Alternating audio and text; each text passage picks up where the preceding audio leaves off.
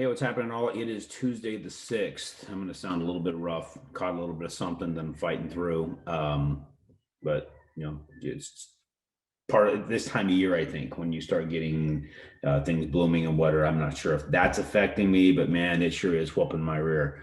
But we'll keep moving forward, keep getting things done. Luckily, I have a great team to back me up. So when if those situations ever come that I am down a bit, they jump in, they help out, and make sure things get done.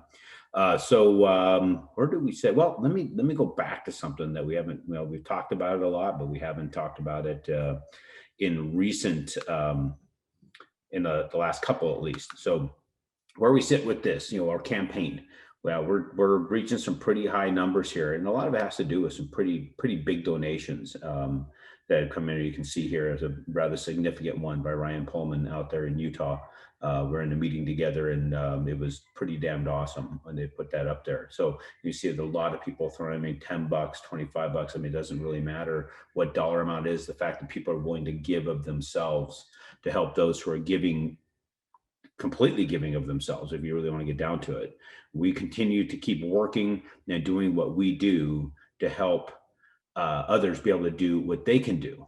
Right. So take a look at that, be inspired.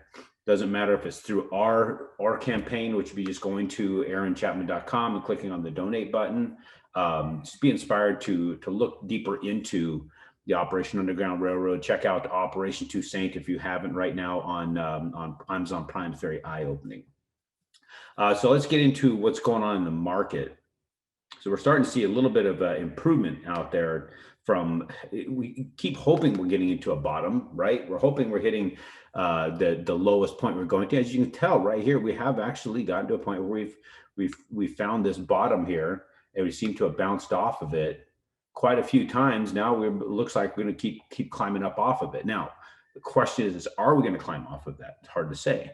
What we've got is a lot of news out there that is making it seem like things are really rosy out there in the economy. Well, if they like to look at things at a year-over-year basis. So if you go year over year, what happened exactly a year ago?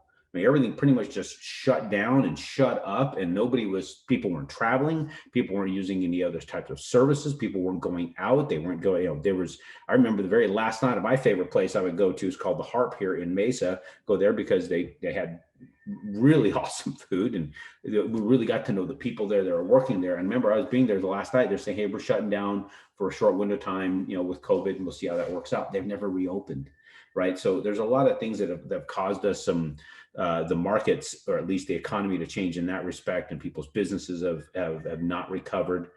So when you see things like the ISM services index come back and say, well, we've got this massive improvement. Well, of course you're going to have a massive improvement. People weren't doing anything. They weren't getting their hair cut, right? They weren't getting their nails done. They weren't going and getting massages. They weren't getting all that.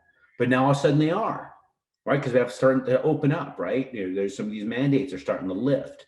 Well, as a result of that, and all of a sudden we have this big boom, at least that's what's being stated. So now that should be, negative for bonds. At least that's what we're seeing, because when you start seeing economic growth, that can be negative for bonds, because people want to put their money into something that's going to grow, right? Because bonds are a really steady thing, right? You put your money in there, you get the same rate of return for whatever length of time that might be. If it's the 10-year treasury, it's for 10 years. If it's the 30-year MBS, mortgage-backed security, then you're going to get your return for 30 years unless that person pays off that note. So when you think about that, they want to go into something that's going to have more potential upside because the economy is doing better, people are spending money.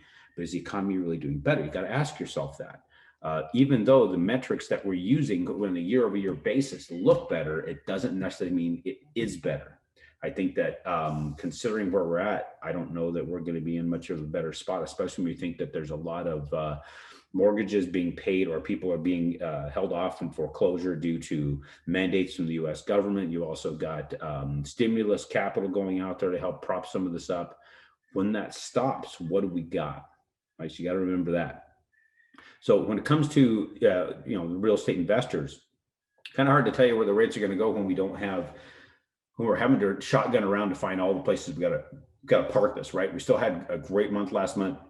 We're still having record numbers coming forward. We're going to continue to keep positioning ourselves to be able to keep funding these and put you in a position to be able to continue to grow your real estate investment business.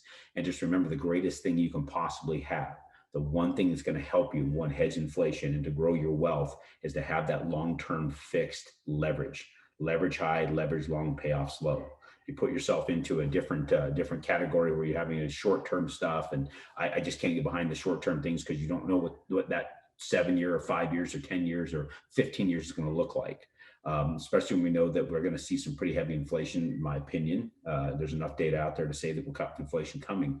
We got bigger inflation coming down the road. Just think, on a 30-year fixed type of environment, that inflation is going to erode the dollar even faster down the road. Therefore, you're going to make a bigger gap as that inflation erodes the dollar even more, right? So if you go back to the charts we talked about before, at least the tool that I showed on here, that was at a 7%. You're paying less than what you're borrowing. You're talking about 7% inflation, meaning interest rates are below 7%. Therefore, you may be paying back, let's just say 5%. Well, if inflation is 7, you have 2% gap there that's actually paying you as you're paying that back. And then if inflation continues to rise going forward, that gap gets bigger. So always think about that. Think about, where's inflation going? Look at the money supply. Look at, go to shadowstats.com. Get familiar with that site, and start understanding that when you're living in an inflationary environment and you have long-term fixed leverage, that inflation erodes that so heavily for you that there shouldn't be any fear about what the rates are doing. We can continue to get into that. In fact, next time I'll get into shadow stats and we'll talk about that a little bit more and how to read it and what to look for. But for now, have yourselves a great rest of your week, and we'll talk again on Friday.